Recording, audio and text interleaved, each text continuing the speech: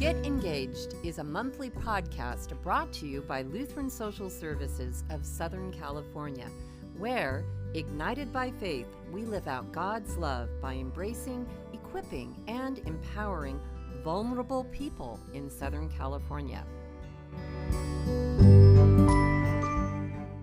Welcome to another episode of Get Engaged, Lutheran Social Services of Southern California's podcast, where we share heartwarming stories of hope and explore topics that matter to our communities with the help of experts and thought leaders. I'm your host, Dr. Tiffany Mitchell, and I'm excited to bring you insightful conversations on a wide range of topics. So sit back, relax, and get ready to engage.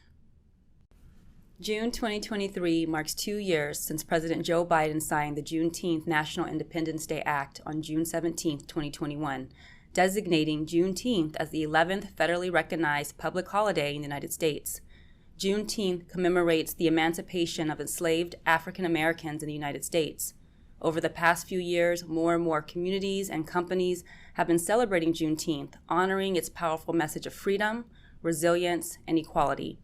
In today's episode, I'm visiting with Dwayne Shipp, President of the Orange County Heritage Council, and Santa Ana Council Member Ward 5, Johnathan Hernandez, to discuss Juneteenth and how the city of Santa Ana is partnering with the Orange County Heritage Council to bring celebration to the local community and promote togetherness.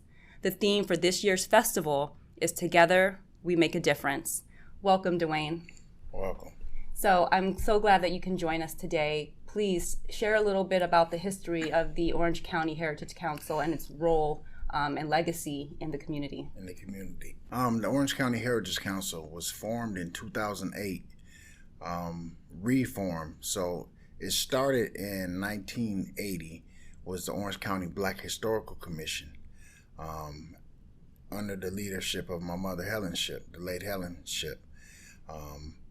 2008, we changed the name to the Orange County Heritage Council. Our motto is, the legacy never ends, new vines grow from strong roots. I'm a vine from the root of my mother.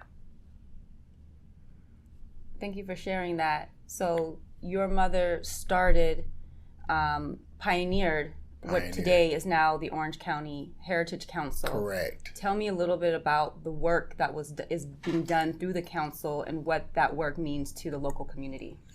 So the work through the council is, we have a few events that we do throughout the year. In February, always the first Saturday in February, we do our annual Orange County Black History Parade. It's always the first Saturday in February. Following that, we have our Juneteenth festival that we're doing. We have a MOK celebration that we do in January. We partnered up with Santa Ana College. And we have a Mother's Day event that we do where we do a picnic. It's called, they have paint and sip, but there's no alcohol, so it's paint and picnic. And we give away baskets and gifts to the mothers. Outside of that, we annually give away scholarships. We partnered up with Vance Corporations where we give out $15,000 to $20,000 a year in scholarships to students. Throughout the year, we do a homeless outreach where we we feed families. Just think about 3 days ago, I fed 15 families. Wow. So a lot of this stuff is, we don't promote it as like flyers. It's nothing like that. It's just the service that we do. Unprofitable servants. We just serve our community. So Orange County Heritage Council, like I was saying, I'm a vine from the root. So one of the things my mother did, she fed the seniors. We feed the seniors. We have our Gary Templeton Senior Luncheon that we do annually in the month of December. Okay. We just continuing what she pioneered and just taking it to the next level. So I know that events through the council have been going on for over 30 years. So like the Black History Parade was originally kind of pioneered or launched in the city of Santa Ana. Yes. Today it's in Anaheim. Yes. But I know that you're bringing Juneteenth to the city of Santa Ana. Yeah. So tell me a little bit about your efforts in kind of orchestrating this upcoming Juneteenth event, which is going to take place this Saturday, the 17th. Yeah. So in reference to what you said, Santa Ana is the home of the Black History Parade. We are looking forward and working to try to bring it back home. So in those efforts, we have started the Juneteenth event in the city of Santa Ana. For Santa Ana has always been the heartbeat of the Black community. It was formerly known as Little Texas at one point. So for this Juneteenth, it's like every other Juneteenth. We've been celebrating Juneteenth for about 30 years in Santa Ana, probably longer. Originally by James Colquitt or Colett. I could be saying his name wrong. But James was, at the time, the president of the NAACP. And he put it on. They used to do it at Thornton Park. And he did it for several years till he got older. Then Miss Barbara Junos was doing it. Then she was doing it in Huntington Beach. So it was in Santa Ana and it went to Huntington Beach. So as Miss Junos got older, I reached out to her and say, hey, I noticed you haven't done it in a few years. How you feel about, me and the Heritage Council picking it up and continuing? She said, that'd be great. That would make me proud. Your mother would love it. And so I reached out to her, got her blessings, and I picked up the ball and started running. Picked up the baton, I should say, and started running with it. And I got her blessings. We did the first year in Santa Ana. We honored her. And I reached out to a friend of mine, Councilman Hernandez. When he was first running, he was knocking on doors in the city, coming around, telling everybody what he was going to do. And I said, oh, here we go, another politician just saying stuff. And so he said, well, when I get in office, let's see how we can work together. So what I did was followed up with him. Held him to his word. I held him to his word, basically. So when I reached out to him and said, hey, you already know we do the parade in Anaheim. I want to do this grassroots Juneteenth and start it back up because it was dormant for a few years in our community. We only had the Black History Parade. No one was doing Juneteenth. So it went 1 year, 2, 3, 4 years. I'm like, no, I got to do something about this. So I reached out to Barbara, like I was saying. I reached out to Councilman Hernandez. I said, hey, can you guys support me on this? We had some complications at the city. So he says, you know what? Let's take it to our mayor. So we took it to Mayor Sermente, and Sermente said, yes, we support you on this. We get behind this.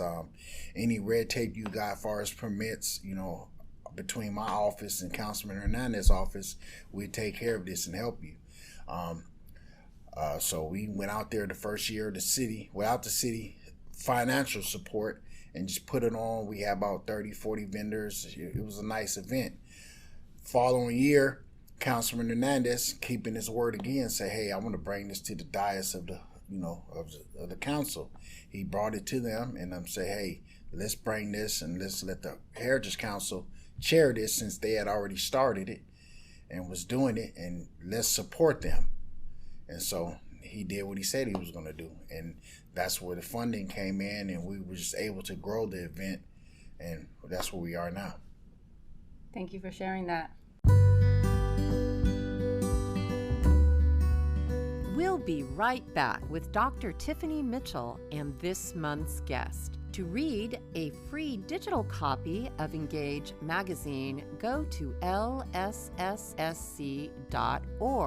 Or for your free subscription to the quarterly printed edition of Engage, select Contact Us and subscribe.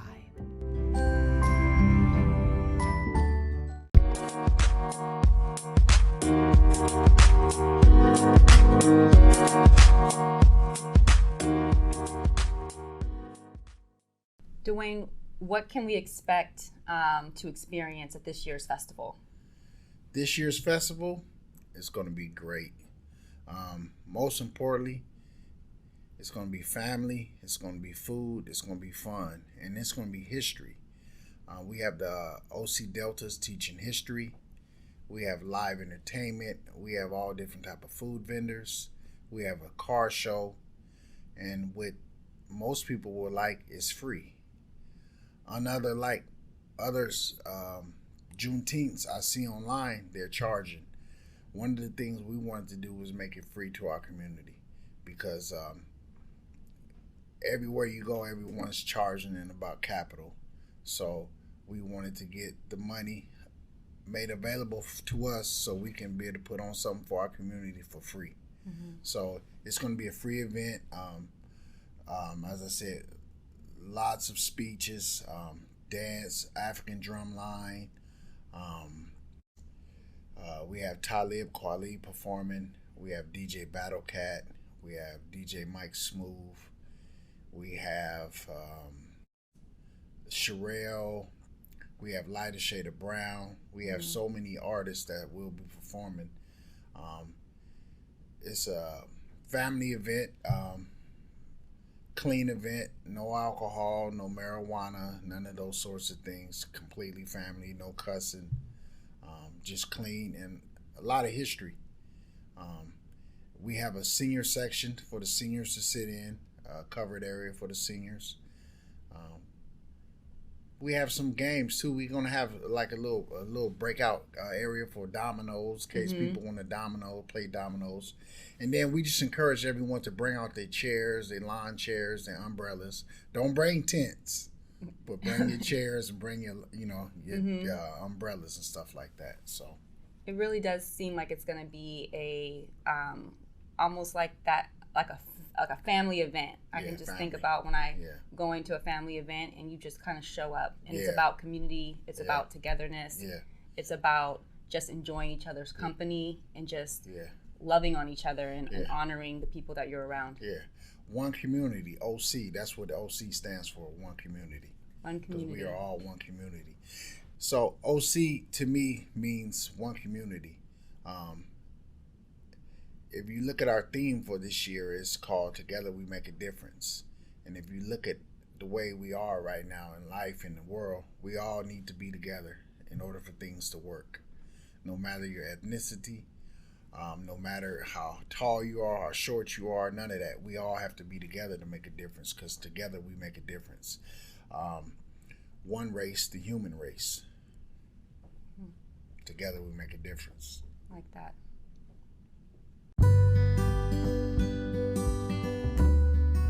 Don't go away, and if you've been inspired by anything that you've heard on today's podcast and would like to volunteer for Lutheran Social Services of Southern California, see our website, lsssc.org.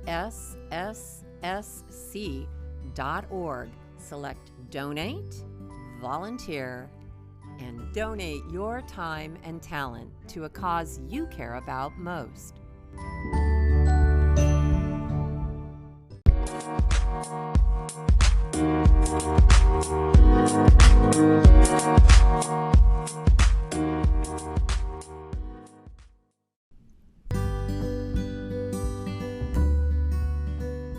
Lutheran Social Services of Southern California is one of the largest human service organizations, providing professional expertise and programs across 6 counties since 1946. It's our privilege to come alongside Lutheran churches like yours and believers like you. Together, we can do the heavy lifting of being the hands and feet of Jesus to those who need us most. The homeless, refugees, low-income families, victims of violence, seniors, those with disabilities or mental health challenges. Your help provides basics like food and shelter, and professional services like job training and counseling. Help us reach our goal of adding 100 monthly partners to continue and expand our work. Can you or your church pledge a gift of $10, $25, or even $100 a month? Every bit makes a difference to someone. Visit lsssc.org today or call Paul at 714-685-1800, extension 1107.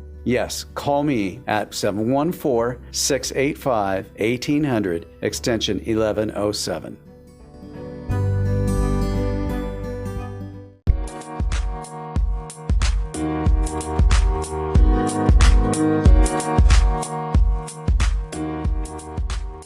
Councilman Hernandez, it's great to have you. I'm happy to be here. Thank you for the invite. Yes, of course. So tell us a little bit about your background and just kind of your journey into city council here in Santa Ana. Well, I'm a product of the community. I was born and raised in Santa Ana, and my neighborhood is as black as it is brown. So the neighborhood that I grew up in is Artesia Pilar. It was the first integrated school in Santa Ana where blacks and Mexicans could go to school together. Fremont. And the neighborhood I grew up in, that school was right in front of my house. So that's where my parents went to school. My family's both black and brown as well. So for me as a kid, that was the Santa Ana experience. As a young boy, I remember meeting elders in the black community and knowing about their work through my father, through my uncle Terry Tucker on my dad's side. And so as a young boy, I remember learning these stories, which helped me understand my own story because I knew who was living next to me. Mm-hmm. I knew who was running the church on the corner. I knew who the first black educator was. I knew how people with skin like ours ended up in the classroom. And so my journey through self-discovery begins with education. And, I'm very fortunate that in my community, black and brown history is prevalent everywhere. So a large part of my story begins with starting with history. And so when I was a young kid, I remember feeling very unsafe in my neighborhood because of all the different gangs. Whether it be black or brown gangs, there were issues. Mm-hmm. And my father was a gang member. My uncles were gang members as well. And I just knew that wasn't going to be my story. And I looked at the men in my life and I loved them, but I knew that wasn't going to be me. Mm-hmm. I knew that the world could be stronger if we embraced soft. And so I found music in high school, and music became a medium for me that helped me find my voice. Tupac Shakur, I think, was the turning point for me as a boy.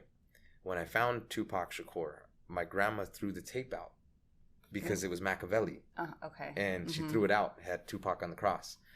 And me and my brother were like, we're going to get that tape again, and we fell in love with Tupac's music. And I remember my first experience as a kid was seeing my brother bump Changes by Tupac.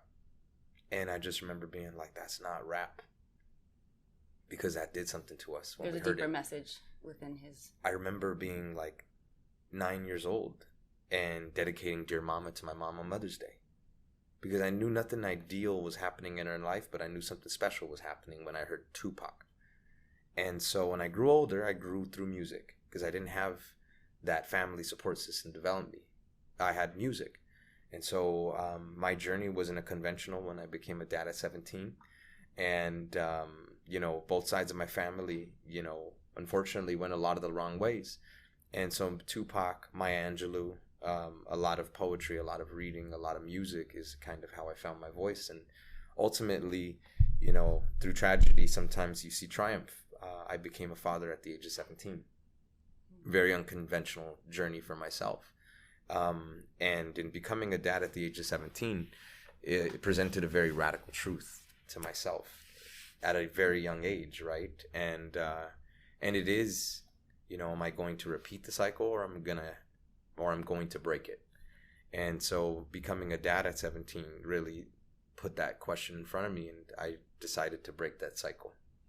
And so as a young boy, I always looked back on Tupac Shakur and what I learned from his stories, from Afeni Shakur, and all of the trials and tribulations he went through. And so I realized when I became a dad at that young of an age, and as I was growing through fatherhood, a lot of people in our community are roses in concrete, just like Tupac talks about. Mm-hmm. And he did us justice in talking about there are some flowers that just don't have all the petals, and some have more thorns. And he did us justice in talking about that because they still had to push through a lot to get out the concrete.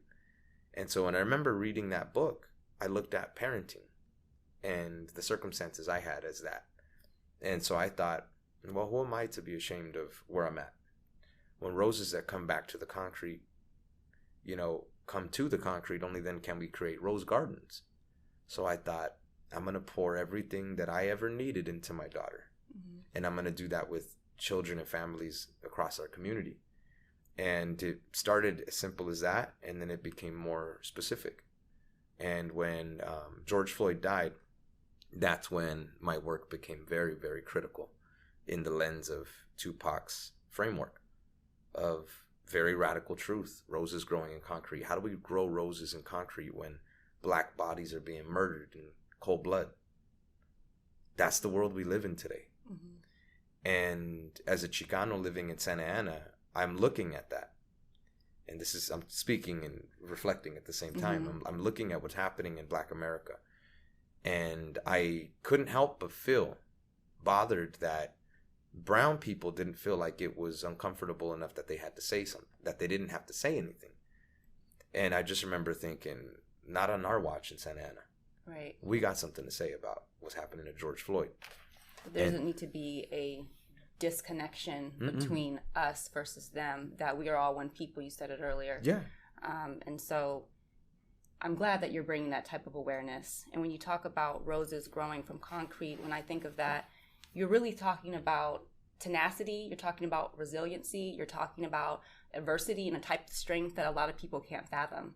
Yeah. To even imagine, right, most things can't grow in unnurtured soil or with barriers put on top of them. But when you talk about some of the communities the community that you live in, the communities that I've lived in, you see a lot of strength and beauty and hope in how people band together and figure out how to survive.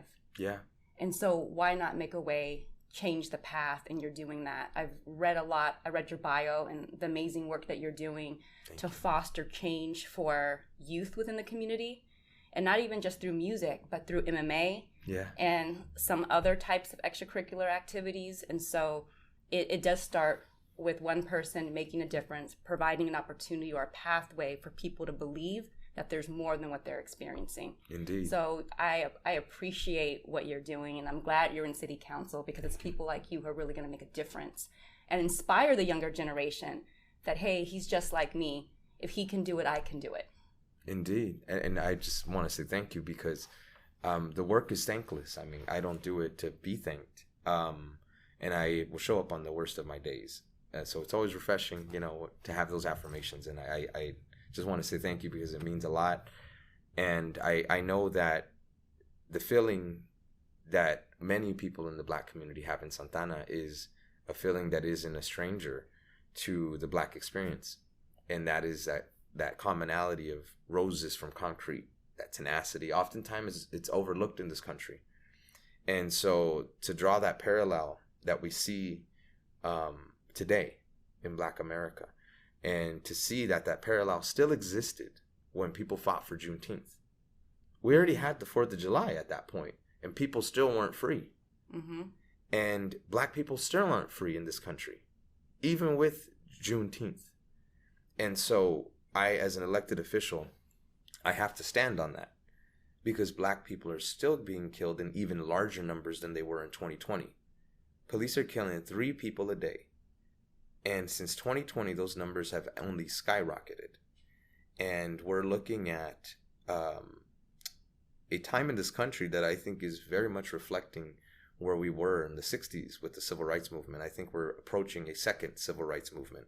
And the second civil rights movement will be the preservation of our human life. And that is that everything that is happening in the Black community today is immensely positive, which is why I'm able to stand on those values as well. I learned from Tupac something so positive that I will always teach children moving forward. Tupac taught me something that I want the world to accept, and that's that we swing back. We swing back. And I mean that in the most positive sense, that when we were tasked with challenge in Santa Ana, what a lot of people don't realize was that when George Floyd died, there was really no base to amplify Black voices. There wasn't really a infrastructure that existed to support and stand in solidarity. There was the Black OC, and there's the Heritage Council, and then we have amazing churches in Santa Ana. But they need to come together. And so when Juneteenth came about in 2020, it was on the heels of the murder of George Floyd. And Dwayne Shipp, president of the Heritage Council, whose mother was a founder of the Black History Parade. Daniel Michael Lynham came together, who was the founder of the Orange County's Black Panther Party. Their headquarters was off of Raitt and Willits, and we brought these brothers together and we held a Juneteenth vigil. And so I share that with you because when this vigil happened, everybody was just protesting. I mean, day in and day out. I mean, how could you not? Mm-hmm. But at some point, we got to center healing and education, and we got to center Black voices. And so Juneteenth in 2020 was the day that happened, where Black leadership was reintroduced and recentered. And the story isn't an easy one because it involves a lot of very harsh truths. And so those truths look like this. In Santa Ana is a city with a very troubled history with racism, xenophobia, and lynchings and injustice in general. So when you look at Santa Ana's history, you're going to find a number of things that are very, very alarming and a number of things that are very empowering. So, I'm going to have a strength-based approach in talking about them. Well, for one, Santa Ana is the blackest city in all of Orange County. Mm-hmm. Black history starts in Santa Ana. And what a lot of families that are non-Black fail to forget is that Santa Ana once had a thriving community called Little Texas, because the largest bulk of families that made up that district were Black families who came from Texas because of the proximity to the naval bases and the bases that we had in Orange County. Mm-hmm. So a lot of families came to Santa Ana. The oldest Black church in all of Orange County is home to Santa Ana and Second Baptist.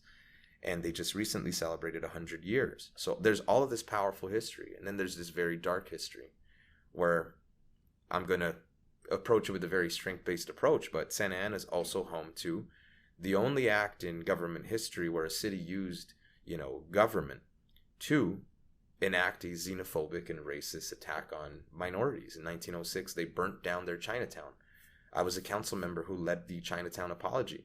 But this goes to show you that as early as 1906, they were utilizing government to enact violence, to displace groups of people. They pushed the Chinese community out into the riverbed and gave them shacks. What a lot of people don't know is downtown Santa Ana off of Sycamore used to have a Chinatown. And so it starts there. You then look at the lynchings that happened in California. A lot of people don't know the last lynching to ever take place in California was in Santa Ana. Mm-hmm.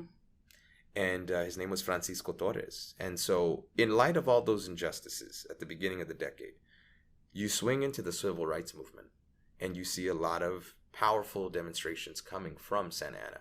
Sylvia Mendez was a young girl from Santa Ana, grew up in the Delhi community. Eventually her family moves to Westminster. They challenge the Board of Education. They're successful. That sets a precedent for Brown versus Board of Education, which then gives us equity in the classroom. Everybody can go to school. You have Dorothy Mulkey, who in 1967, as a Black woman, challenged the Fair Housing Discrimination Act because somebody was not willing to let her have a property. And she challenged it and won. And that is a Black woman from Santa Ana. And then you have the dark history. And that is that Santa Ana made a very bold decision to hire the first Black cop in all of Orange County, in Harlan Lambert. But how they used the experience of having the first Black cop is actually rather tragic. Harlan Lambert was a devout, servant of our community. And you have on the other side, Daniel Michael Lynham, who is a resident of the community and a Black Panther. And you have a very tragic incident where an officer lost his life in Nelson Sasser. And may he rest in peace, because any loss of life is too tragic, because everybody is someone's everything. Right. And that officer deserved to make it home that day too. Every single person who puts their life out there in service of others deserves to make it home.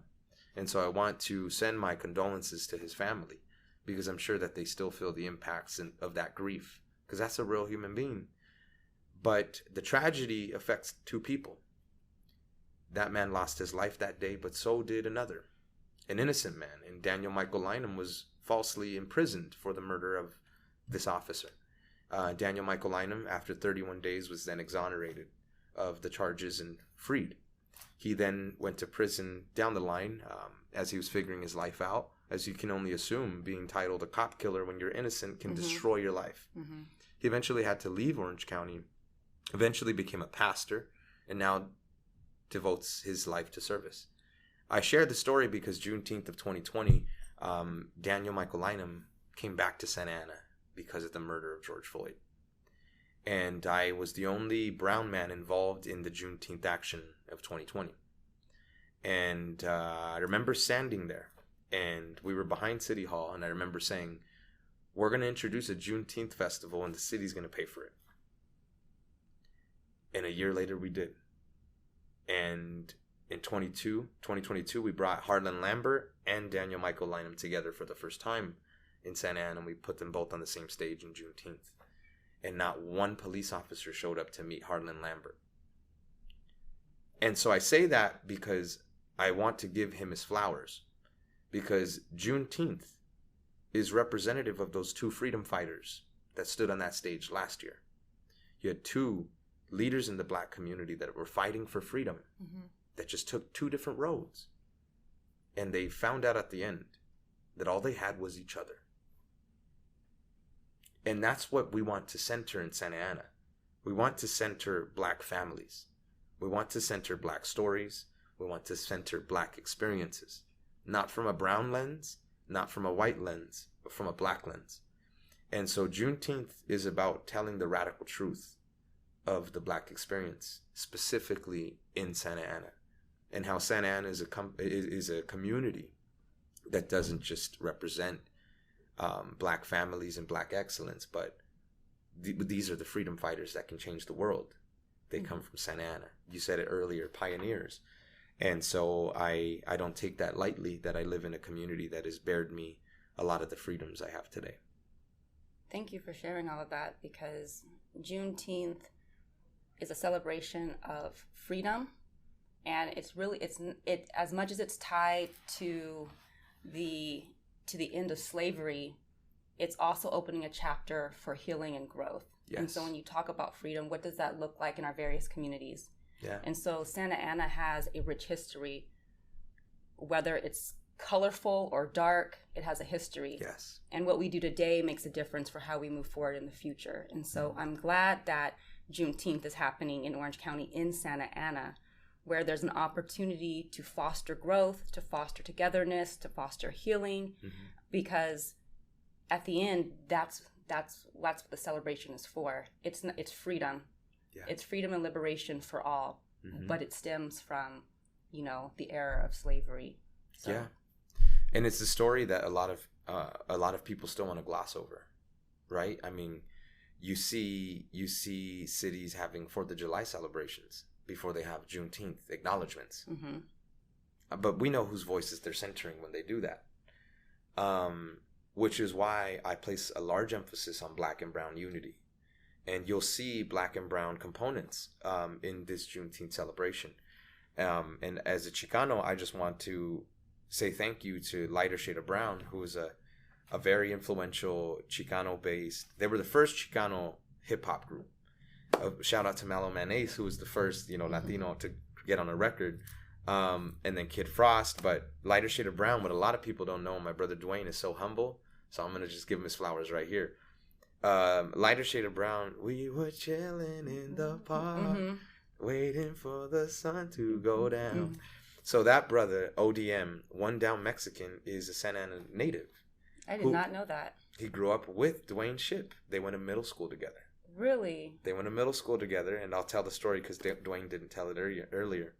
But Lighter Shade of Brown is performing at a celebration that acknowledges Juneteenth, the struggle of Black Americans, right? And so he's rocking the stage, and part of why Dwayne decided that Black and brown component was important was because that reflects that reality that they both share. When they went to middle school together, Dwayne used to have ciphers in the restrooms. They would spit flows, they would beatbox. And so there was this Mexican kid that would come around and be like, I want to jump in. I want to hang out. And so they were like, come back tomorrow. You better have your raps ready. And he came back the next day, Robert Gutierrez, shout out ODM. And he became a part of the crew. And so Dwayne was like, that's One Down Mexican. And so he became a superstar. And, so a lot of people don't know that record and Lighter Shade of Brown has ties to the Shipp family and to Santa Ana, and more importantly, to the Black experience in Santa Ana, because they made him a guest in hip hop. They said, come back tomorrow. Mm-hmm. They set a boundary. They set expectations, and they said, show up tomorrow. There's a seat here. And so that is what we always want to model for our neighbors, whether you live, in the struggle with us or you're still finding your voice. That's what we want Santa Ana to be. We want it to be a home where our doors are open and we're welcoming, and more importantly, we nurture our neighbors. And Dwayne Shipp, look at what he was able to do by opening the doors for that young man. Mm-hmm. And so, as humble as that man is, I want to tell him thank you, because this event wouldn't have happened without Helen Shipp, his mom. Before I ever knew of anybody, I knew Helen Shipp first, because I lived on Rate. And so if you lived on Rate, every single year you'd see the Black History Parade, and you knew who was running it. That's Mrs. Shipp, Mama Shipp. And so as a young boy, I would see that. And so I want to tell Mama Shipp thank you, because this event is a reflection of her family values. It's a reflection of what got us through the civil rights movement, and that was families.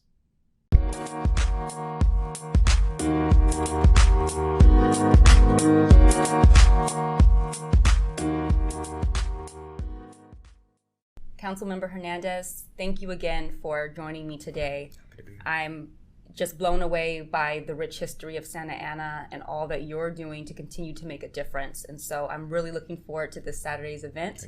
And I know it's going to be another successful Juneteenth festival, and there's much more that's going to come to the community through yourself and the partnership you have with the OC Heritage Council. I'm just honored to be here. Thank you so much. Thank you. Yeah.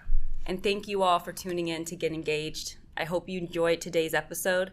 Please subscribe to the podcast and leave a review on your favorite platform.